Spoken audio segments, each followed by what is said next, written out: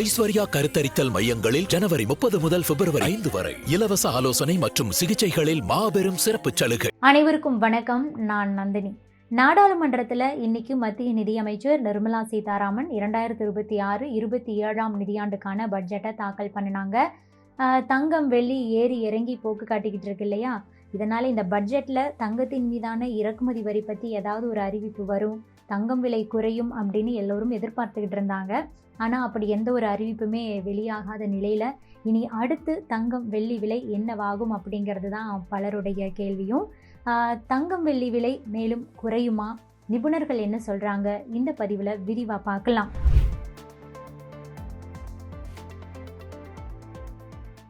சென்னை தங்க நகை வியாபாரிகள் சங்க பொதுச் செயலாளர் கோல்டு குரு சாந்தகுமார் என்ன சொல்லியிருக்காரு அப்படின்னா, தங்கத்தில் இருக்கக்கூடிய அந்த விலை இறக்கம் அப்படிங்கிறது ஒரு தற்காலிகமானது தான். அடுத்த வாரம் மறுபடியும் தங்கம் விலை உயர வாய்ப்பு இருக்கு. தற்போது இறங்கி இருக்கக்கூடிய விலை அப்படிங்கிறது பொதுமக்களுக்கு சாதகமாக தான் இருக்கு. ஆகவே தங்கம் வாங்க நினைக்கிறவங்க இப்போதைக்கு தங்கத்தை தாராளமாக வாங்கலாம். தங்கத்தின் மீதான இறக்குமதி வரியை ரத்து பண்ணணும் அப்படிங்கிற ஒரு கோரிக்கையை தான் அங்கே அனைவருமே வச்சிருந்தோம். இன்றைய பட்ஜெட்ல தங்கத்தின் மீதான இறக்குமதி வரியை ரத்து பண்ணியிருந்தாங்க அப்படின்னா சவரனுக்கு 6000 முதல் 7000 வரைக்கும் குறைஞ்சிருக்கும் அப்படின்னு சொல்லியிருக்காரு. அடுத்ததா ஆனந்த் சீனிவாசன் அவர்கள் என்ன சொல்லியிருக்காரு அப்படின்னா, இன்றைய பட்ஜெட்ல சொல்றதுக்கு ஒண்ணுமே இல்லை, சாமானியர்களுக்கான பட்ஜெட் இது கிடையவே கிடையாது. தங்கம் விலை பற்றி அவர் என்ன சொல்றாரு அப்படின்னா, வெள்ளியை பத்தி நான் என்ன சொன்னனோ அதுதான் இப்போது நடந்துகிட்டு இருக்கு. என்னுடைய அனுபவத்துல 3 முறை இந்த மாதிரி ஏற்கனவே இறங்கி இருக்குன்னு நான் ஏற்கனவே சொல்லியிருக்கேன். காப்பர் பத்தி எல்லாம் பேச வேண்டிய அவசியமே இல்லை. தங்கத்துல காப்பர் கலக்குறாங்க, அதனால அதை வாங்கி வைக்கலாமா அப்படின்னு கூட நிறைய பேர் கேட்டுட்டு இருக்காங்க. ஆனா அது வேஸ்ட் அப்படின்னு தான் சொல்றாரு ஆனந்த் சீனிவாசன். இப்போதைக்கு தங்கம் விலை குறையுமா குறையாதா அப்படிங்கறதெல்லாம் ட்ரம்போட கையில தான் இருக்கு அப்படின்னு சொல்லி முடிச்சிருக்காரு ஆனந்த் சீனிவாசன். சர்வதேச அரசியல் பதற்றங்கள், போர் சூழல், பொருளாதார நிச்சயமற்ற நிலை, இந்த மாதிரியான காரணங்களால தான் கடந்த சில மாதங்களாகவே தங்கம் விலை வேகமா உயர்ந்தது. பங்குச்சந்தை அது போக மற்ற முதலீட்டு சந்தைகளில் நிறைய சிக்கல்கள் எல்லாம் இருந்ததன் காரணமா தங்களுக்கு ஒரு பாதுகாப்பான முதலீடு வேண்டும் அப்படின்னு சொல்லிட்டு தங்கத்தை நிறைய பேர் வாங்கி குவிச்சாங்க. இதன் காரணமாக தான் தங்கத்துக்கான தேவை அதிகரித்து அதனுடைய விலையும் தொடர்ந்து உச்சத்தை எட்டிக்கிட்டு இருந்தது. இந்த உச்சத்துக்கு அப்புறம் பார்த்தீங்கன்னா கடந்த 2 நாட்களாகவே தங்கம் வெள்ளி விலையில ஒரு திடீர் சரிவு ஏற்பட்டிருக்கு. என்னடா இப்போதான் நம்ம தங்கம் வெள்ளியெல்லாம் வாங்கினோமே, இப்படி விலை குறையுதே அப்படின்னு நிறைய பேர் ஷாக்கும் ஆயிட்டாங்க. இந்த விலை வீழ்ச்சிக்கு முதன்மையான காரணம் என்ன அப்படின்னா அமெரிக்காவுடைய பொருளாதார சூழல் அப்படின்னு தான் சொல்றாங்க. அது போக அமெரிக்க ரிசர்வ் வங்கியோட புதிய தலைவரா அமெரிக்க அதிபர் டொனால்ட் ட்ரம்ப்புக்கு ரொம்பவே நெருக்கமான ஒரு பொருளாதார நிபுணர் கெவின் வார்ஷை ட்ரம்ப் பரிந்துரைச்சிருக்காரு. மோஸ்ட்லி அவர் தான் ஃபெட்டோடைய சீஃபா வருவாரு. ட்ரம்ப் ஆதரவாளராக கருதப்படக்கூடிய இந்த கெவின் வார்ஷ் டாலருடைய மதிப்பை உயர்த்தக்கூடிய வகையில கடுமையான நாணய கொள்கைகளை அமல்படுத்துவார் அப்படிங்கிற ஒரு எதிர்பார்ப்பு சந்தையில உருவாகிடுச்சு.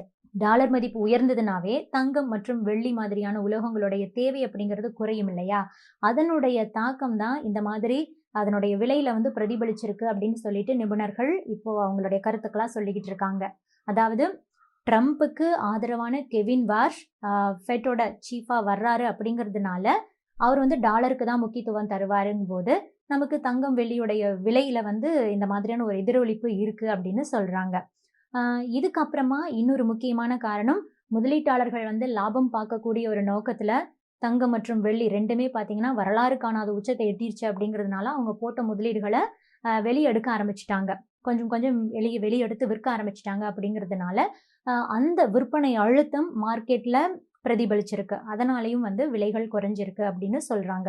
ஆக இந்த தற்காலிக சரிவுக்கு காரணம் இவைதான்.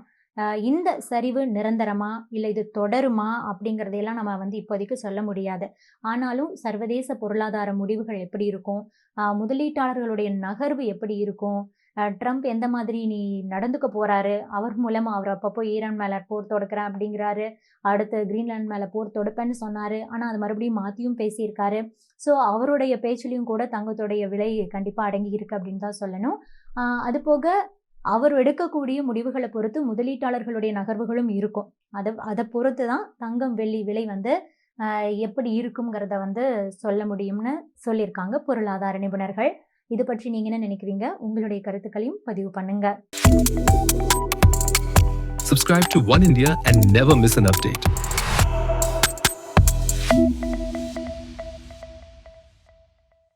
ஐஸ்வர்யா கருத்தரித்தல் மையங்களில் ஜனவரி 30 முதல் பிப்ரவரி 5 வரை இலவச ஆலோசனை மற்றும் சிகிச்சைகளில் மாபெரும் சிறப்பு சலுகை.